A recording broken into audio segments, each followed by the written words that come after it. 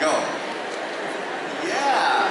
All right. And if that person is a guy, can you greet that guy also with an adjective, maybe handsome or debonair or irresistible? Hi, handsome. Yeah, right. You know, there's something about our name that when you hear it, it's sweet. And we latch onto it and we feel good about it when we hear our name. Everybody say important. Important. Because our names are important. And so when you have this second command that says, don't use God's name in vain, based on Exodus chapter 20 verse 7, where God says, you shall not take the name of the Lord your God in vain. What does it mean? We kind of like understand it, like of course you gotta, respect a person's name, especially God's name. Even if that person is not God, just your seatmate, you kind of like respect that person's name. Yes or no? Yes. You would not want to disrespect a person's name. Now, if you attended a Catholic school, I'm guessing that you discussed the Ten Commandments in religion class.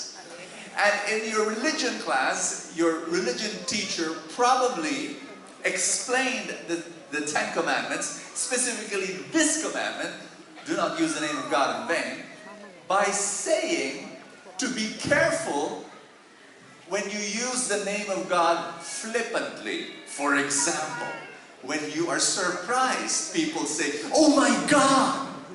And your religion teachers would say, no, don't do that because that's against the second commandment. Or when you're disappointed or frustrated, you will say, Jesus Christ. You know when you say, oh my God, and Jesus Christ, you're not really praying, are you?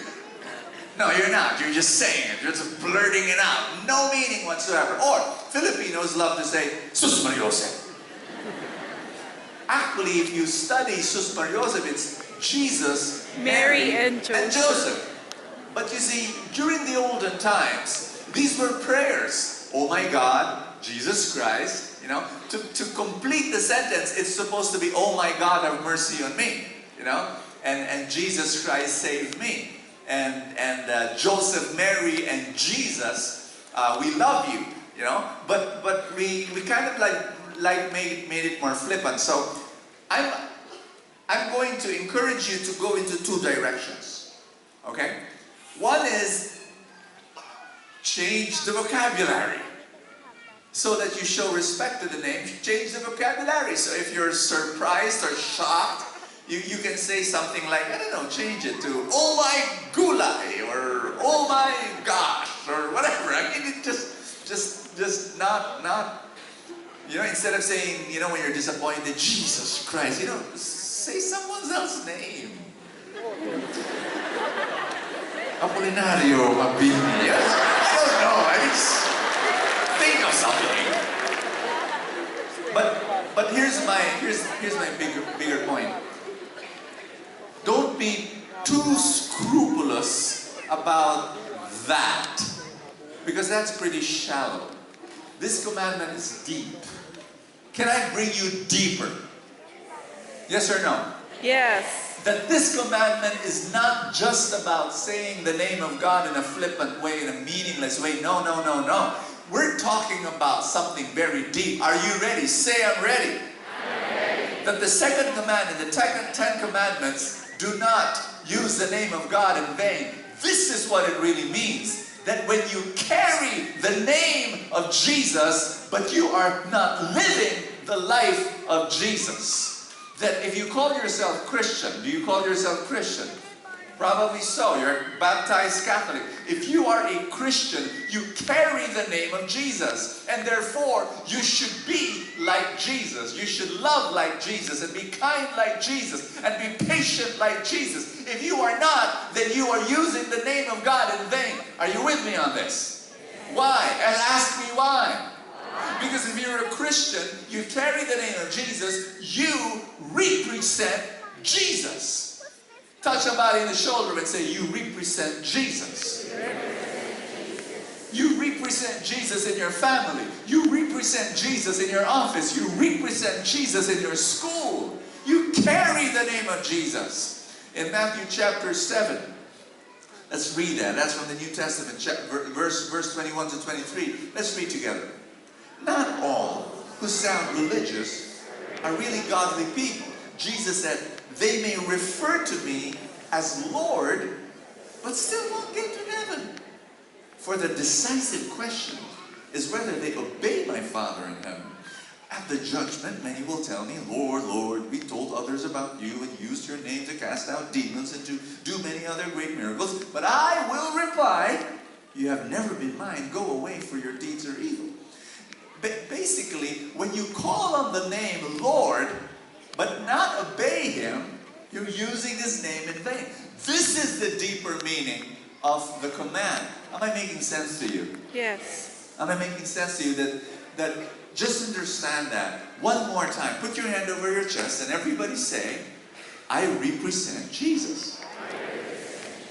And so if you believe that you represent Jesus, don't take the name of God in vain, because by the mere fact that you call yourself Christian and you walk into different situations, then carry that name with honor.